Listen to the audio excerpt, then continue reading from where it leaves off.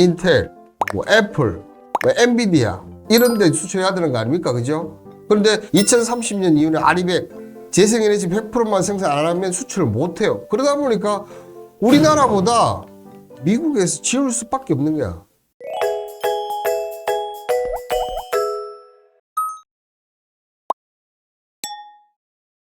퇴근길에 편안하게 들으시면 투자에 보는 눈이 달라지실 겁니다. 자, 오늘의 이 강은 전 세계는 현재 지금 시스템 반도체 전쟁 중이다. 이 미국의 반도체 법이 통과된 지 1년이 딱 지났죠. 그죠?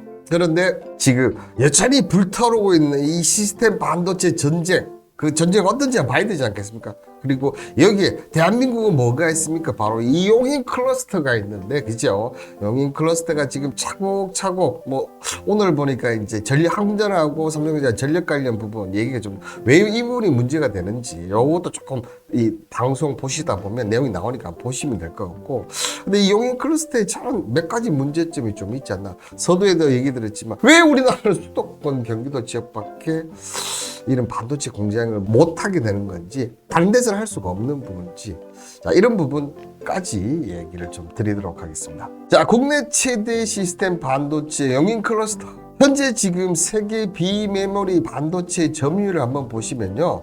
자, 미국이 54.5% 압도적입니다. 그죠? 여기는 어떻게 보면 이제 펠립스 쪽이 결정적으로 차지하겠죠. 그리고 반도체, 종합 반도체 대부분이 보면 미국이 있습니다. 삼성전자도 있긴 있지만 대부분이 미국에 있다. 자, 그리고 유럽이 11.8%, 대만이 10.3% 된다. 자, 일본도 9.2%, 중국 6.5%인데 이 대한민국, 한국은 3.3%밖에 지금 되지 않는다. 뭐 반도체 강국이다, 메모리에서는 우리나라 따라올 자가 없잖아요. 전체 어떻게 보면 메모리, 비메모리가 2대 8이지 않습니까? 앞으로 이 한국은 이 비메모리 시스템 반도체로 갈 수밖에 없는데, 근데 이게 얼마나 위험한 정도까지 와 있냐면, 자, 보시는 대로 특히 이 삼성전자 같은 경우는 시스템 반도 주력 제품이 뭡니까, 여러분들? 모바일 AP 있죠. 자, 이 보시면, 자, 여전히 미디어텍이나 퀄컴, 미디어텍은 TSMC 미국 CEO라고 보시면 될 것 같아요. 자, 비중이 42%까지 갔다가 30%, 2020년 24%다가 결국 늘었죠. 퀄컴 같은 경우는 31%에서 쭉, 그렇지만 유지를 하고 있어요. 그죠? 근데 삼성전자 한번 보시겠습니까? 자, 14%까지 갔던 이 부분이 어떻게 됩니까? 완전히 지금, 그죠? 명명을 유지하기도 힘들 정도로 지금 우리나라 시스템 반도체 정말 위기입니다, 위기. 자, 이런 위기 속에서, 자, 보시는 대로 윤석열 대통령은 300조에 달하는 대규모 민간 투자를 바탕으로, 자, 민간 투자를 바탕으로입니다. 자, 정부가 얼마나 돈을 내는지 한번 봅시다. 자, 세계 최대 규모의 신규 첨단 시스템 반도체 클러스터를 구축한다. 만약에 300조 원 다운 들어간다면, 뭐, 세계 최대 규모 맞기는 맙니다. 근데 여기서 이 300조만 얘기하다 보니까 이게 삼성전자 특혜 아니냐, 이런 얘기까지도 그 당시에 아마 나왔었죠. 그래서 기존 메모리 반도체 제도 단지, 그리고 150개 이상의 국내외 소부장 기업, 판교, 페리스, 연계에서 반도체 메가 클러스터를 세계 최대 규모로 가겠다. 자, 그러면 여기 들어올 그 부분은 당연히 우리나라에는 삼성전자하고 하이닉스 두 개밖에 더 있겠습니까? 그죠? 일단 그 종합 공장으로 봤을 때, 종합 반도체 공장으로 봤을 때.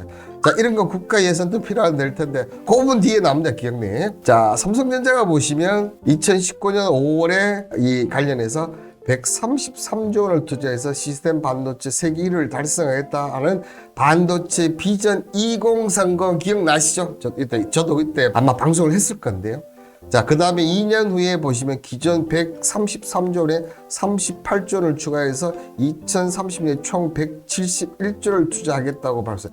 이번에는 300조니까 2년에 한 번씩 시스템 반도체에 대한 대규모 투자를 해서 기간도 늘고 액수도 늘었다. 그래서 총 171조. 자, 여기에 보시면 이 하이닉스가 보시면, 자, 원산면에서 120조 원을 투자. 그래서 합쳐서 300조 원이 되는 거죠. 우리나라 정부에서 발표는 했지만 돈은 다 어디서 나옵니까? 삼성과 그다음에 SK 하이닉스에서 나옵니다. 그리고 여기 말고 이제 그 소부장 기업들이 들어오겠죠. 자, 그렇다고 하면 이제 얼추 300조 아마 더 커질 수도 있는데 근데 요 관련해서 제가 뒤에 이 삼성이 국내 투자랑 해외 투자라는 거 좀 비교 분석을 해드릴 거예요. 거기에 조금 또 의미 있는 부분들이 있으니까 자 오늘 끝까지 시청하셔야 돼요. 여기에 그러면 여러분들한테 정보를 하는 게 뭐야? 있긴 있더라고요. 뭐 있긴 있습니다. 자, 이 시스템 반도체에 관련해서 자 세계 최대 클러스터 유기적 생태계로 압축도 약 2026년까지 5년간 340조 원을 투자하겠다. 그럼 얼추 300조 원은 뭡니까? 그죠? 300조 원은 민간에서 내니까 나머지 40조 정도는 내는구나. 자, 세계 최대 반도체 메가 클러스터를 구축하겠다. 그래서 해서 뭐 파운드리, 메모리, 페리스, 소부자 직접. 자, 이 부분은 이런 어떻게 보면 삼전이라든지 하이닉스에서 하는 거예요. 그죠? 그 다음에 4세대 반도체 대규모 핵심 기술을 하겠다. 전력, 차량, AI 등 유망 반도체 R&D에 3.2조 원 하겠다 했는데 자 모르겠습니다. 이 R&D 자금을 대폭 삭감을 했지 않습니까? 자 어떻게 보면 제가 개인적으로 봤을 때 대기업에서 구매 조건부 수요 연계를 50억, 80억 요거 정도가 지금 이제 지원책. 자 근데 50억, 80억입니다. 그 다음에 세제, 재정, 우수 인력들 반도체 성장 기반을 관련해서 양성 15만 명 인사들 이거를 이제 대학 정원을 늘리겠다. 근데 아시는지는 모르겠지만 지금 대학 정원이 점점점 줄어들고 제가 갑자기 대학교 이름을 생각하는데 지금 반도체 관련 과가 없어졌어요. 그만큼 점점점 인원이 줄어드는데 1년 늘려서 하겠다? 이게 맞는 얘기인지 모르겠어요. 그죠? 그 다음에 설계, 제조, 후공경 전반에 생태계 업그레이드를 하기 위해서 미국한다. 그러니까 지금 다 보면 이 정책을 제외하고는 뭡니까? 좀 정책들이 다 그냥 말로 표현했다. 두리뭉실하다. 이렇게 얘기를 해야 될까요? 자, 이렇다 보니까 한 페리스 회사 대표가 페이스북에 올린 글에서 보면 출판사와 인쇄기업 마련해 놓으면 작가들은 좋은 제품을 쓰느냐며 페리스에 대한 지원 없이 파운더리만 웹만 마냥 짓겠다며 이번 정부의 발표에 부정적인 평가를 했다. 그러니까 알맹이만 보고 이 알맹이를 따기 위해서 뭐 R&D라든지 그죠? 그 다음에 여러 가지 이런 부분들을 해야 되는데 이거 없이 그냥 알맹이만 먹겠다. 결국은 야 민간 너희들이 알아서 발전시켜서 해라. 이것밖에 안 되는 거지. 자 그러면서 이제 지금 나오는 게 보면 이제 예타를 면제해 주겠다. 그리고 오늘 이제 한전과 삼성전자가 보면 이제 전력 관련해서 반도체 하는데 여러분들 정말 많은 전기 소모가 됩니다. 우리나라 전력의 반도체 산업이 전력 이 비중이 어느 정도 되면 12%가 넘습니다. 여러분. 이 정도로 많은 전력이 필요한데 이제 뒤에 나오겠지만 경기도의 전력을 본다면 야 이게 과연 가능하냐 이 생각도 좀 들 수 있습니다. 그리고 하나 또 필요한 게 물이 엄청난 많은 물이 필요하다는 사실. 그러면서 윤석열 정부는 지난해 올해 그리고 소부장 특별회계 예산을 57%를 감소를 했습니다. 그죠? 그리고 중기부도 지금 보시는 대로 예산을 38%나 삭감. 그다음에 R&D도 삭감. 과연 정부가 돈을 내겠다는 건지 하겠다는 의지인지는 모르겠어요. 그죠? 그러면서 용인시에 구축할 반도체 클러스터에 일본 소부장 업체들을 대거 유치하겠다. 전 이 부분 정말 좀 어떻게 보면 완전 짜증 난다고 할까요? 이 부분은 제가 마지막에도 얘기를 한 번 더 할 건데 워낙 제가 짜증나니까 마지막에도 한 번 더 할 건데요. 아시다시피 일본이 반도체 수출 관련해서 3년 그때 뭐 4개 부분 그죠? 중기업에서 열흘 만에 너희들은 손을 들고 항복할 것이다 이렇게 했는데 어떤 일이 벌어졌습니까? 이 솔브레인과 SK 멀티리얼스가 초고선도 불호수소 가스와 그 다음에 동진세미케어, 포토레이스트, 브로아르곤, 그 다음에 이렇게 국산화 지명하고 자 미국, 대만, 중국, 독일 등등 수입선을 다 변화시켜버렸어요. 그죠? 이렇게 되면서 미국 소재에서 한국의 생산도 늘리고 한국 공장에 진출한단 말이에요. 자 그러면서 2018년 대비 보시면 포토레이스트 같은 경우 93.2%에서 77.4%, 그다음에 불호수소는 41.9에서 7.7%로, 브로폴리마이드 같은 경우 44.7에서 33.3%로. 자 어떻게 보면 일본이 최악수를 뜬 거죠. 지금 미국이 중국 잡겠다고 반도체 잡겠다고 했지만 중국 하이웨이가 지금 메이트 60에서 지금 7나노급 쓰면서 이거 제대로 오히려 기술 발전을 더 시켜주는. 이 부분의 문제점은 제가 뒤에 충분히 얘기를 드릴 거니까 지금 부분은 몇 가지만 좀 보시면 될 것 같고.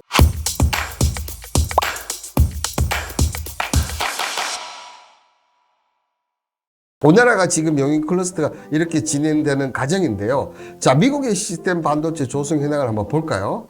자, 그러면 먼저 바이든 대통령이 지난해 8월 9일 서명한 이 반도체 지원법, 그죠? 미국 내 반도체 생산 시설을 확대 총 520억 달러 규모의 보조금을 지원하는 골자를 했다. 이렇게 했지 않습니까? 올랑 68조인데, 그죠? 그러면서 반도체 지원법에서 미국의 속내는 가장 속내는 뭡니까? 이 반도체 공급망을 한마디로서 미국으로 가져오겠다. 그죠? 전 세계에 뿔뿔이 흩어져 있는 이 공급망을 어떻게 보면 중국이 자꾸 커져오니까 특히 메모리 쪽은 중국이 지금 대부분 차지 않습니까? 근데 이 비메모리까지 뺏기다 보면 미래 첨단 핵심 물질인 반도체까지 뺏기겠다. 그렇다 보니까 야, 기술 유출 우려가 있으니까 야, 무조건 다 미국으로 가져와. 어떻게 보면 이거예요. 그죠? 근데 이 보조금이 상당히 크다 보니까 그리고 미국이 갖고 있는 페립스가 미국 업체들 그렇다 보니까 어쩔 수 없이 여기에 갈 수밖에 없는 거죠. 여러분들 68조입니다. 그죠? 68조 원. 자, 그런데 여기에는 어떻게 보면 반도체를 발명하신 미국인데 점유율이 37, 뭐 최대 얘네들이 40%까지 갔죠. 10%까지 내려오다 보니까 이 위기감이 들 수밖에 없었던 거죠. 그죠? 자, 그러면서 이제 반도체 지원법 11년을 맞이하면서 야, 보조금 68조인데, 그죠? 지금 투자금은 219조입니다, 여러분들. 예전에 일본한테 밀렸고, 지금 같은 경우는 뭐 우리나라, 대만 이런 쪽에 밀렸다고, 그죠? 68조였는데 219조. 여기에 이 반도체 회사에 들어오면서 일자리가 최소한 1만 자리 이상. 그 다음 또 소비가 되겠죠. 이런 거를 지금 만들어낸 거죠. 여기에 뭐 어떻게 보면 1등 공신 삼성전자입니다. 그죠? 자, 텍사스 공장 짓는 데는 지금 아시다시피 한 20조 들어갔거든요. 20조 들어갔는데 향후 20년간 보면 이 지역에 250조를 투자해서 공장 11개를 짓겠다. 자, 삼성전자가 용인 클러스터는 팩 공장 5개 짓거든요. 근데 미국에 11개나 짓습니다.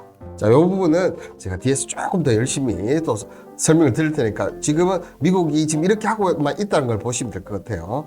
자, 그렇게 하면서 앞으로 20년간 자 1676억 달러에서 9개 공장을 신축하고 오스틴에 2개 공장을 하겠다. 현재 오스틴 반도체 공장 2곳을 운영하고 텔러에는 170억 달러에 들여서 파운드리 공장을 짓고 있다. 이렇게 밝혔습니다. 자, 하이닉스 같은 경우, SK그룹 같은 경우도 지금 보시면 반도체, 배터리, 2차전지, 친환경 에너지, 바이오 분야 이렇게 4개 분야에 관련해서 투자를 하겠다. 이렇게 밝혔어요. 그죠? SK그룹 투자로 미국 일자리는 2025년까지 2만 개가 늘어날 것이다. 그러면서 SK는 2030년까지 520억 달러를 투자하겠다. 이렇게. 원래는 70억 달러인데 지금 바이든 정부 때문에 조금 계속 늘리면서 결국 520억 달러. 자, 이 중에서, 그죠? 이 중에서 반도체 쪽은 150억 달러 정도를 하기로 했는데, 근데, 자, 이게 뭐, SK그룹이 자금 사용도 있고, 미국 투자 관련해서 조금 변화된 부분이 있어서 지금 현재는 미국의 이제 그 패키징 공장 관련해서 지금은 이제 70억 불로 절반 정도를 줄은 것으로 알려져 있습니다. 자, 그리고 대만 TSMC 같은 경우 결국은 당초 계획의 3배를 웃도는 400억 달러, 약 52조 8천억 원을 투자해서 미국 애리조나 반도체 공장 2개를 건설할 계획이다. 자, 이렇게 지금 그러니까 단일 공장으로 보면 지금 TSMC가 가장 많은 돈을 투자를 하기로 하는 것으로 보시면 되겠어요. 그래서 이 당초 120억 달러를 계획했던 미국 투자 규모는 400억.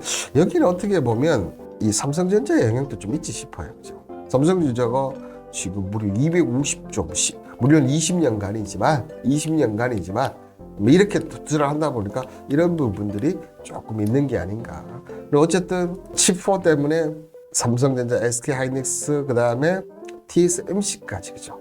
여기에 자 보시면 인텔이 지금 또 인텔 같은 경우 콜럼버스 뉴 올버니 지역에 이제 파운드리 이 반도체 수탁 공장을 8개 정도 짓겠다. 그러니까 지금 보시면 지금 자체적으로는 어떻게 보면 한국, 그 다음에 대만이죠, 그죠? 이렇게밖에 못해요. 근데 계속 이렇게 나갈 수가 없으니까 지금 보시면 인텔이 파운드리 부분은 사업 재진출을 써야 해서 이렇게 8개. 이 공격적 지금 인텔 같은 경우 미국만 하는 게 아니고 미국, 일본, 뭐 인도, 유럽 전 세계를 지금 다 이렇게 파운드리 쪽으로 이제 진출을 하면서 어떻게 보면 이게 시간이 계속 가지 않습니까? 한국하고 미국 이 대만의 자리를 이 인텔이 다 잡아먹을 수도 있는 이런 지금 문제점도 있다는 겁니다.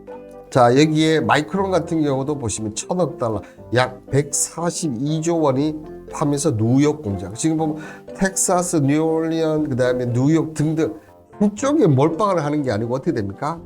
바로 지역, 특히 오하이오에서 애리조나, 텍사스, 뉴욕까지 어떻게 보면 이렇게 반도체 단지 큰 것을 4개나 짓습니다. 그렇죠? 자, 여기에 또 뭐까지 들어옵니까? 자, 반도체 장비에서 어플라이드 모델. 자, 세계 1위 반도체 장비업까지 대만에서. 그러니까 장비, 소재 다 어떻게 보면 미국 쪽 중심으로 이제 어떻게 보면 딱 하나밖에 없어요. 이제 남은 거는 기초 소재. 이 기초 소재 같은 경우는 중국이지 않습니까? 그렇다 보니까 여기서 보통 이 기초 소재만 빼놓고는 어떻게 보면 시스템 반도체 모든 컨셉을 지금 다 여기에 만들어 놓고 특히나 보면 이 어플라이드 머티리얼스 같은 경우는 삼성전자, 하이닉스, 그 다음에 TSMC 여기 다 들어오기 때문에 안 들어올 수가 없어요. 안 들어올 수가 없다는 거죠. 자, 미국은 지금 현재 이렇게 운영을 하고 있고, 자, 그러면 각국의 시스템 반도체 현황은 어떤지 한번 살펴보면, 먼저 유럽을 한번 봐야겠죠. 자, EU는 세계 반도체 수의 20%를 차지하면서 세계 몇이냐 하면 세계 3위입니다. 1위는 어디겠습니까? 당연히 미국이에요. 25%. 그 다음에 2위가 중국, 24%. EU가 어떻게 보면 미국이나 중국보다 절차비 20% 만만치 않은 시장 규모를 하고 있습니다. 근데 반도체 글로벌 시장 점유율은 8.5%밖에 안 돼. 그렇다 보니까 자, 어떻게 보면 이제 미래에 만약에 지금 모든 이런 시스템들이 미국에 뭉쳐가지 않습니까? 그렇게 되면 미국이 야, 너거 반도체 줄려니까 뭐 요거 좀 해주지? 이렇게 되지 않습니까? 이렇게 되면서 그럼 안 해줘? 오케이, 너 반도체 공급 안 하겠어. 이렇게 돼버리면 10% 넘는 반도체 공급을 못 받는다. 반도체 공급이 안 되면 각종 전자제품에 이런 제품 자동차 못 만들지요. 이런 부분들 때문에 이유는 자기들 수요만큼 올릴 수밖에 없어요. 특히 유럽 쪽은 특히나 보면 장비 분야, 그죠? 특히 아시아 ASML 이 노광장 한 대에 수천억씩 하는 이 노광 장비부터 해서 뭐 독일, 네덜란드 이런 쪽 장비 쪽이 좀 이래 강세인데요. 반도체 특히 파운드리 쪽에 자기들 모자란 부분들을 키울 수밖에 없는 거겠죠. 그래서 EU 같은 경우는 자 430억, 약 60. 어떻게 보면 금액적으로 보면 크게 차이 나지 않아요. 그럼에도 불구하고 대부분 물론 유럽에도 오지만 미국과 유럽 보면 차이가 좀 있습니다. 자, 그래서 목표는 2030년까지 시장 점유율을 20% 달성하겠다. 그래서 레거시 공정, 연구개발, 설계 부분 등 공급만 전반인데, 자, 미국의 인텔부터 해서 TSMC, 스위스, 그다음에 ST 마이크로 일렉트로닉스까지. 자, ST 마이크로 일렉트로닉스 유럽에서 알아주는 반도체 기업이다 이렇게 보시면 될 것 같아요. 스위스하고 프랑스가 공동으로 하는 그런 공동 기업 중에 하나입니다. 자, 좀 구체적으로 보신다면. 인텔 같은 경우가 지금 보시는 대로 독일 마그데부르크에 170억 유로의 투자를 공장을 짓고 기존 아일랜드 공장에서 45억 유로를 투자해서 규모를 2배로 확장을 한다. 자, 그리고 대만 TSMC도 독일 드레스덴 공장을 지을 계획이고 현재 독일 정부가 정확한 투자. 그러니까 왜 유독 다 독일로 이렇게 모이냐 하면 독일이 앞서 얘기했던 장비 쪽. 유럽에서는 장비 쪽에서는 가장 알려져 있다 보니까 어쨌든 장비하고 소재를 같이 받아야 되지 않습니까? 그렇다 보니까 독일에 이렇게 많이 질 수밖에 없는 거겠죠. 여기에 이제 보시면 지난해 이 STM은 미국의 파운드리 회사 글로벌 파운드리 이하와 합작해서 프랑스 크롤 지역에 자 300ml 웨이퍼를 생산한 팹을 건설하겠다고 계획을 취했고 작년 7월에 양해객서를 교환 후 그 1년 만에 성과를 보였다. 자, 팹 건설은 75유로 정도가 규모는 10조 원이면 조금 작은 편이에요. 보통 팩 공장한테 30조 원 정도 든다고 보면 좀 작은 편이다. 자, 그래서 이 유럽 반도체법과 프랑스 자체적인 미래 삶이 향후 5년간 300억 유로를 투자하면서 프랑스는 2030 계획에서 상당히 재정을 그러니까 자, 어떻게 보면 지금 유럽 쪽은 자체적 정부에서 자금을 마련하면서 지금 10%대 있던 이 부분을 10% 밑에 있는 이 점유율을 20%까지 맞아 자급자족이 될 수 있는 정도로 만들겠다, 이렇게 보시면 될 것 같아요. 근데 어쨌든 있는 곳으로 뭉치죠, 그죠? 자, 그런데 왜 우리나라는 없느냐? 자, 업계에 따르면 유럽 국가들이 국내 반도체 기업들의 생산 시설 유치를 위해서 러브콜을 보내는 걸 알렸지만 삼성전자와 SK 하이닉스는 당장은 유럽에 투자할 계획이 없다. 익명을 원하는 업계들, 유럽에 이미 생산실을 진출한 상황도 아니고 미국과는 상황이 다르다. 진출하는 게 유리할지 대해서는 향후 보조금을 비롯해서 다각적으로 고려해야 되겠다. 어떻게 보면 20% 시장인 이 루블 좀 포기한다고, 오히려 지금 뭐 국내라든지 아시아 쪽이라든지 미국 쪽 이런 쪽에 좀 중심을 갖고, 근데 TSMC랑 그렇지 않습니까? 자, 여기에 이제 인도 같은 경우도 인도 나름대로 이제 반도체법을 만들면서 자, 100억 달러의 보조금을 지원해서, 자, 아시다시피 애플 공장이 중국에서 이제 다 이종을 했습니다, 인도 쪽으로. 그러면서 폭스콘도 지금 5억 달러, 약 6천, 7천억 투자 부품 공장을 짓고, 반도체 장비 업체도 오프라인 머티리얼 순회를 인도에 4억 달러 투자해서 엔지니어링 센터를 구축하고, 반도체 제조사 마이크론도 8억 2천억 5백만 달러를 투자해서 투자 계획을 냈다. 또 다른 미국 반도체 AMD도 지난해 인도 시장에 4억 달러. 어떻게 보면 이게 중국일 어떻게 보면 배제를 하다 보니까 가장 지금 수혜를 받는 게 인도가 아닌가. 그리고 뭐 지난 방송에서 언급드렸지만 인도가 지금 그 인구 부분, 또 중국은 인구가 줄고 있지만 인도는 계속 인구가 늘고 있거든요. 그래서 투자 유치 이러면 2030년 이후에 보면 이제 세계 3위까지도 올라올 수 있는, 그렇다 보니까 선투자 부분들이 지금 계속 들어오고 있다. 어떻게 보면 지금 해외에서 다 보조금을 주고 있지만 해외에서 들어오게 만들고 있습니다. 그죠? 지금 다 그래요. 그죠? 자, 그리고 베트남 같은 경우는 뭐 삼성전자가 워낙 막강하게 잡고 있죠. 근데 인텔 같은 경우도 지금 들어오는데, 자, 베트남만 보면 반도체 패키징 테스트, 특히 시스템 반도체 중에서도 보면 패키징 테스트 부분으로 특화시키겠다. 그죠? 베트남이 후공정 OSAT 기지로 부설해서 한국에서 전공전을 끝내 반도체 수출이 증가하고 있다. 그러니까 어떻게 보면 대부분의 모든 나라들이 지금 어떻게 하고 있습니까? 일정의 자기 나라의 반도체법을 만들면서 해외 투자를 많이 하고 있어요. 그죠? 자, 그리고 일본 같은 경우도 지금 보면 세계 7대 반도체 기업을 일본 도쿄 총리 간자에 불러서 해당해서 일본 투자를 밝혔는데, 자, TSMC와 한국의 삼성전자, 미국 인텔, 마이크로 테크노 최고위원회 참석을 하면서 이 네 업체가 거의 뭡니까? 다 지금 일본에 투자하기로 했죠. 그죠? 마이크론 같은 경우 37억 달러. 자, 삼성은 요코하마 2억 2천만 달러. 자, TSMC도 일본 구마모현의 새 공장. 인텔 또한 투자 계획을 했어요. 전략이 우리나라와 좀 다르지 않습니까? 다른 어떤 나라들, 이 미국부터 시작해서 다 다른 나라에 달라요. 그죠? 조금 이제 종합적으로 본다면, 자, 미국 같은 경우는 지금 68조 돈 들여서, 그죠? 지금 219조. 유럽 같은 경우 62조 하면서 지금 물론 유럽에 있는 반도체, 유럽은 어쨌든 자기 점유율을 높이기 때문에 자기 공장을 하지만 플러스 뭐 인텔이라든지 이런 쪽을 다 합니다. 그죠? 자, 중국은 지금 어쩔 수 없이 혼자 할 수밖에 없어요. 그죠? 그러면서 지금 이번에 그 메이트 60 같은 경우도 지금 화웨이부터 시작해서 지금 SAIC 같은 경우도 점점점 지금 키우고 있고, 자, 한국 같은 경우는 지금 어떻게 봅니까? 자, 삼성전자와 SK 하이닉스, 그죠? 이 하이닉스 다 이 돈으로 해서 플러스 소부장 한다는데, 여기 플러스 우리나라가 돈 주면서 일본 기업들을 지금 데려오겠다. 해외 쪽에서는 전혀 뭔가 투자를 갖고 나오지 않아. 한국이나 대만 같은 핵심 공정을 자금 생산에 주력하겠다는 것은 맞아요. 그리고 대만 같은 경우도 지금 미국, 일본 파운드를 하는 것도 맞지만 지금 여기 있는 나라, 일본, 다들 공통점은 해외 반도체 기업들을 투자 유치를 합니다. 그게 지금 한국이나 대만 이쪽과 다른 분야인 거죠. 자, 그렇다면 자, 용인 클러스터 조성 문제가 없느냐? 먼저 여기부터 먼저 시작을 해야 될 것 같아요.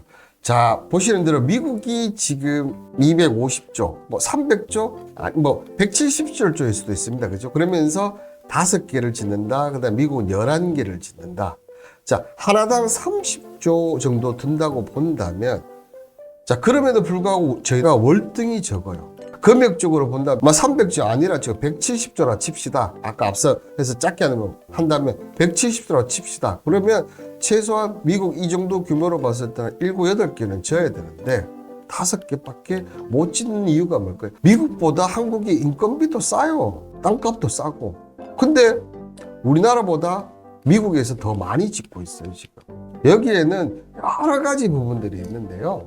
자, 이 팹 공장을 지을 때 가장 먼저 고려할 상황이 보면 일단 넓은 공장 부지가 있어야 된다. 그죠? 그런데 지금 이 용인 클러스터 특히나 하이닉스 쪽 있지 않습니까? 이 부지 매입이 난항이 계속 좀 이어지고 결국은 땅값 문제죠. 그죠? 땅값 문제였어. 자, 그리고 자, 앞서 얘기했지만 그러니까 전기 공급, 팹을 지을 때 공장 부지에 있어 전기 공급, 특히나 또 공업 영수 공급과 폐수처리 이 3가지 삼박자가 다 맞아야지만 있어야 돼요. 근데 이게 지금 선택된 지가 용인이죠. 그죠? 삼성전자 보면 수원에 있었고 평택에 있고 지금 경기도인데 또 지금 명인에 지금 짓고 있습니다. 그죠? 자, 그렇다면 여러분들 해외는 어떨까요? 해외는? 말레이시아 같은 경우는 이 보르네오섬 쿠칭이라는 데가 있는데 여기에 보면 전 세계 4곳에서 6개의 팹을 운영하고 있는 독일 반도체 회사 XFAB라는 회사가 지금 여기 있고요. 말레이시아에서 많이 떨어졌어요. 보르네오섬 아시죠? 그죠? 그 다음에 이탈리아 같은 경우는 마피아로 너무나 유명한 이 시칠리에서 많이 떨어져 있죠. 여기에 보면 유럽 최대 반도체 회사는 앞서 얘기했던 STM이 여기에 팹을 운영합니다. 자, 중국만 해도 하이닉스가 어디에 있습니까? 우시에 있어요. 이거 상하이에서 한 3, 4시간 떨어져 있는 곳이죠. 그리고 이 시안 삼성전자 시안이지 않습니까? 여기 같은 경우는 비행기 타고 가야 돼. 중남부 내륙이 있지 않습니까? 이 TSMC가 일본에 새로 짓겠다는 팹 같은 것도 도쿄와는 1,000km 떨어지는 구만모토예요. 먼 데 있어요. 왜 그러냐면 여러분들 이 팹에서 반도체를 만드는 강수가 수십 가지 유독가스가 나옵니다. 이 사용한 난가스 1차, 2차 스크럽을 거치면서 정화된 공정 굴등을 통해서 배출되죠. 근데 이 팹공 굴등은 한시도 멈추지 않고 뿜어내는 연기. 이 유독가스가 잘 정화됩니다. 이게 만약에 사고가 나면 어떻게 됩니까? 경기도 있어요. 용인시. 난리가 나는 거예요. 그렇다 보니까 외국의 반도체에서 팹을 지으면 도심에서 멀어 떨어지는 바닷가 또는 섬이라든지 이런 곳에 많이 가 있다. 여기에 보면 지금 경기도 전기 자금률이 60%밖에 안 돼요. 근데 용인에 지금 팹 공장 5개나 더 짓겠다는 겁니다.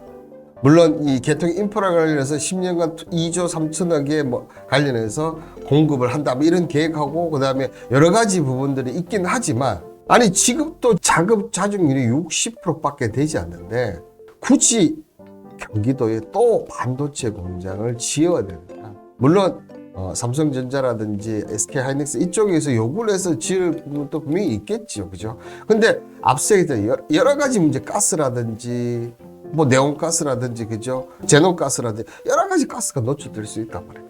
여기에 팹의 물 사용량도 만만치 않아요. 근데 국내 공용수 공유량 12.7%가 반도체 산업에 소비가 되는데 자, 미국 오스텍 같은 경우 삼성 팹이 수도관 동부가 멈춰져 있고 대만에서는 겨울 가뭄으로 TSMC의 팹이 물트럭을 통해서 물을 공급하고 왜냐면 물이 없으면 팹을 가동. 자, 이 물은 수원지에서 공장까지 공급하는 게 쉽지 않다. SK하이닉스 같은 경우 용인에 건설하라고 하는 반도체 클러스터 요주에 남한강물을 끓여야 하는데 해당 지역대 농업용수 쓸물을 뺏기는 거다. 문제가 생긴다는 거죠. 아까 그 폐수 관련해서 가스 관련해서 보면 특히 미국 오스틴 같은 경우도 삼성의 반도체 공에 106일간 최대한 288만 정도 리터 이제 산성 폐수가 유출된다고 하더라고요. 근데 그때 그 인근 지류에서 물고기가 폐사하는 이런 부분들이 있었다는 거죠. 아니 땅값도 싸고 전기나 폐수가 없는 지방이 분명히 대한민국에 있을 텐데 왜 굳이 경기도에 계속 이렇게 몰아주는지. 그렇다 보니까 지금 지방에 있는 사람은 계속 서울, 경기도 이렇게 올 수밖에 없는 거잖아요. 이 정도 딱 하는 걸 지방에나 딱 뭐 대구 같은데 한번 딱 이렇게 뭐 대구 경북 쪽에 하나 딱 한다고 해보십시오. 그 지방에 살아요. 그죠? 자, 여기에 또 하나의 문제점, 투자 유치를 안 받는 부분도 있다고 했지요. 그죠? 바다 쪽으로 가면, 바다 쪽으로 한 게 어떻게 보면 제일 좋습니다. 바다 쪽으로 하는 게. 투자 유치도 안 된다고 했지만, 자, 우리나라 지금 이 시스템 쪽에 보면, 자, 반도체 장비 쪽 한번 보십시오. 결국은 미국, 네덜란드, 일본, 그죠? 반도체 장비가 이렇게 돼 있고, 반도체 소재 같은 경우는 일본이 압도적으로 40%가 넘어있죠. 삼성전자가 어쨌든 아직까지 대만의 TSMC보다는 비중이 작긴 작지만 이 정도 대규모 투자 관련 쪽에서 반도체 장비 소재, 특히 메모리 쪽에서는 우리나라가 이제 압도적이에요. 근데 이 반도체 장비 소재 이게 메모리 쪽도 분명히 들어갑니다. 지금 시스템 반도체 클러스를 하지만 그 안에는 메모리 쪽도 있거든요. 자, 이런 쪽을 투자 유치를 충분히 받을 수 있었던 문제가 아니냐, 저는 그렇게 좀 생각이 되는데, 왜 그러냐 하면 연매출 28조 원에 이르는 글로벌 1위 반도체 어플라이드 머티리얼스 미국 투자했지 않습니까? 지난해 7월에 한국의 연구개발센터를 짓고 차세대 장비 개발 단계부터 삼성전자, SK하이닉스에 합력하겠다는 의도다. 자, 미국 램 리서치 같은 경우도 2011년부터 한국의 생산 범위를 세웠고 반도체 장비를 생산 중이고, 도쿄 일렉트릭도 2012년 경기도 R&D 센터를 하고 ASML도 2025년까 화성에 신사옥을 짓고 장비 수립한다. 세계 반도체의 70%를 차지하는 거대 반도체 장비 4개 모두 한국의 생산업 연구실을 가지겠다. 그러니까 온다고요, 이렇게 온다는 거죠. 특히 일본 같은 경우는 3년 전에 반도체 끊었지 않습니까? 반도체 끊어버리니까 어떤 현상이 나타날까? 여기 못하면 업체가 무너지지 않습니까? 그렇다 보니까, 자, 세계 시장 점유율 1위 업체 일본의 도쿄 호카의 공업이 한국의 인천에 있는 기존공장의 생산 능력을 2배로 늘렸죠. 그죠? 그리고 반도체 제조용 가스를 생산하는 다이킨 공업도 한국의 제조 공정용 가스공을 신설했어요. 그리고 일본의 신에스 화학공업도 대만의 포트린 제조한 새 공장을 가동해서 한국으로 수출한, 우회로 해서 다 한국으로 넘어오게 만들었어요. 그러니까 우리가 지금 어떻게 보면 비메모리 쪽이 약하긴 하지만 메모리라는 확실한 부분들이 있습니다. 그리고 용인 클러스터는 메모리도 들어간단 말이죠. 그러면 자국 중심, 대만이나 한국 같은 경우는 다 이렇게 반도체를 투자 유치 받는 부분을 별로 좋아하지 않기 때문에 자국 기업을 육성하기도 하면 이런 장비라든지 소재 기업들은 충분히 투자 유치를 할 수 있는 힘이 있다. 왜? 우리나라 메모리 반도체 70%를 장악하고 있는 세계적인 반도체 기업이 2개나 있거든요. 충분히 메모리 이거 하니까, 야, 우리 이거 너가 안 들어오면 우리 너희들하고 이제 거래 못해 하면 메모리만 하는 애들 죽어요. 왜 그렇게 못하고 오히려, 그죠? 이렇게 해서 점점 점유율 떨어지고 있는데, 여기에다가 왜 하필 딱 집어서 일본 우수 기업들, 반도체 기업들을 투자 유치를 하겠다. 지원 입 많이 해주고 알아서 이렇게 기고 있는데, 차라리 여러분들 그냥 1위, 전 세계 1위 하는 기업이면 인정하겠어요. 얘네들은 전 세계 1위를 하니까. 근데 그게 아닌 기업들까지 만약에 들어온다면 이건 정말 문제가 있지 않나, 이렇게 좀 생각이 들고요. 자, 여기 하나 또 하나의 문제점이 있습니다. 왜 저는 앞서 삼성전자가 미국에 11개를 짓고 한국에 5개밖에 안 짓느냐. 용인 클러스터 같은 경우는 거의 에너지, 이게 전기가 많이 되잖아요. 이 부분을 다 재생에너지 쪽이 없어요, 계획이. 재생에너지 계획이 없단 말이야. 그럼 여러분들 생각나는 게 뭐가 있습니까? 알리백. 이 알리백, 대한민국에서 계속 공장 짓다가는 이 알리백 때문에 2030년 되면 수출을 못해요. 어차피 수출하는 나라가 인텔, 뭐 애플, 뭐 엔비디아 이런 데 수출해야 되는 거 아닙니까? 그죠? 그런데 2030년 이후에 알리백 재생에너지 100%만 생산 안 하면 수출을 못해요. 그러다 보니까 우리나라보다 미국에서 지을 수밖에 없는 거야. 이런 시대로 가면 2030년 지나면 우리나라는 공장 없어져요. 여러분들, 심각한 문제점, 용인 클러스터에 이런 심각한 문제점이 있습니다. 그러니까 만약에 2030년까지 여러분들 재생에너지 100% 사용 못하면 용인에서 만든 거 다 국내만 사용할 수밖에 없는, 이런 어처구니 없는, 일본 꼴 나는 게 아니고 일본도 우리보다는 지금 알리백 수준이 높습니다. 일본도 물론 전 세계로 치면 엄청 낮은 편에 속하긴 하지만 우리나라도, 그러니까 지금 어떻게 보면 지금 대한민국을 대표하는 기업들 몇 개 있지 않습니까? 삼성전자, 뭐 현대차라든지 하이닉스 이런 조선 같은 현대 이런 쪽이 점점 해외로 국내에 못 들어올 수밖에 없는 구조를 점점 용인 클러스터에 이런 큰 문제점들이 있더라. 이거 제가 경제통도 아니고 그죠? 제가 이 정도를 파악할 정도면 아마 삼성전자나 이런 CEO나 이런 쪽 머리가 정말 엄청 아플 거예요. 아시다시피 삼성전자 하나만 사도 우리나라는 알리백 모자린다고 지금 하지 않습니까? 그죠? 이런 부분들이 있다 이렇게 얘기를 들으면서 자, 이 또 하나의 문제점이 알리백 재생에너지 문제 꼭 우리 지금 관심을 갖고 해야지. 불과 지금 6, 7년밖에 안 나왔다는 사실 꼭 기억하시길 바라겠습니다. 오늘 영상은 이것으로 마치도록 하겠습니다. 오늘 하루도 수고하셨고 저는 여러분의 투자 도움이 되는 투자캠퍼스 홍반장이었습니다. 저는 이번 주 목요일 6시에 만나 뵙도록 하겠습니다. 안녕.